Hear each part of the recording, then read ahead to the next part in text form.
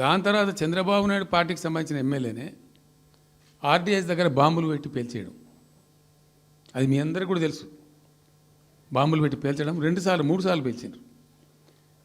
నేను ఫస్ట్ ఉద్యమంలో తెలంగాణ ఉద్యమం స్టార్ట్ అయిన తర్వాత నేను ఎంచుకున్న ఎజెండా, నా ఎజెండాలో మొదటి పాదయాత్ర నేను చేసినటువంటిది జోగులాంబ టు గద్వాల పాదయాత్ర చేసిన. ఈ అన్యాయం సంగతి ఏంది అని దాన్ని ప్రజలలో ఎండగట్టాలని చెప్పి, గవర్నమెంట్ కూడా ఒత్తిడి తేవాలని చెప్పి, ఎందుకు తెలంగాణ ఉద్యమం చేస్తున్నామనేది లోకానికి తెలియాలని చెప్పి నేను జోగులాంబ టు గద్వాల పాదయాత్ర చేసిన.